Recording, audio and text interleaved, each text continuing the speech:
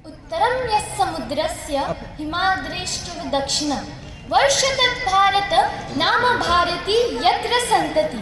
सम्मानीय अतिथिगण, आदरणीय प्राचार्य महोदय, उपप्राचार्य, शिक्षकगण एवं मेरे प्यारे दोस्तों, आप सभी को भारतीय गणतंत्र दिवस के 77वें महापर्व की हार्दिक शुभकामनाएं। 26 जनवरी 1950 यह ऐसा ऐतिहासिक दिन है जब हमारा संविधान पारित हुआ और भारत एक संप्रभु, समाजवादी, धर्मनिरपेक्ष और लोकतांत्रिक गणराज्य के रूप में स्थापित हुआ।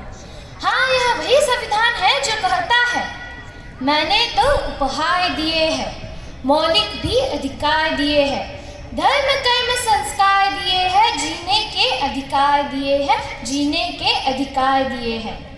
जरा सोच कर देखो उस दौर को जब चारों ओर अन्याय का अंधेरा था, शोषण की तलवारें चमक रही थी, परंतु हमारे युवा वीरों ने हार नहीं मानी। राजगुरु भगत सिंह, सुखदेव जैसे युवा वीरों ने यही नारा दिया कि हमारा भारत हमारा होगा। भारत का संविधान सिर्फ इसलिए बड़ा नहीं है क्योंकि उसमें 1.5 लाख शब्द हैं, अपितु इसलिए भी क्योंकि उसकी पृष्ठभूमि से डॉक्टर बाबा साहेब आम्बेडकर के सामाजिक न्याय, महात्मा गांधी जी की अहिंसा, भगत सिंह की क्रांति और नेताजी सुभाष चंद्र बोस के संप्रभु और सशक्त भारत की आकांक्षाएं भी परिलक्षित होती है। लंदन में मुस्कुराते हुए कवि चर्चिल ने कहा था, देश आजाद हो भी जाए तो बहुत दिन तक टिकेगा नहीं, ये टूट कर बिखर जाएगा।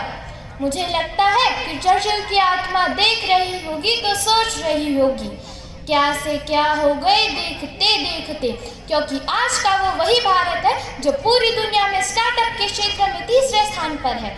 ये वही भारत है जो ओलंपिक्स के अंडर टोक्यो की धरती पर तिरंगा लहराता है। ये वही भारत है जो चंद्रयान 3 को पृथ्वी से लेकर चंद्रमा तक पूरी दुनिया में सबसे कम बजट में पहुंचा देता है, क्योंकि हमने अपने कर्तव्यों का निर्वहन किया है, जिससे हम अपनी प्रगति के सोपान को चढ़ते जा रहे हैं। और अगर इसी तरह से देश का प्रत्येक नागरिक अपने कर्तव्यों का निर्वहन करता रहा तो यकीन मानिए 2047 तक विकसित भारत का लक्ष्य एक सूक्ष्म मात्र होगा।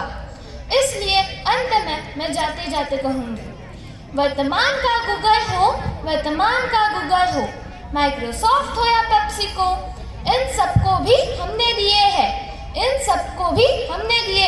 अपने भारत के सीईओ। अब भी पूरी दुनिया में सबसे ज़्यादा डॉक्टर हमारे हैं।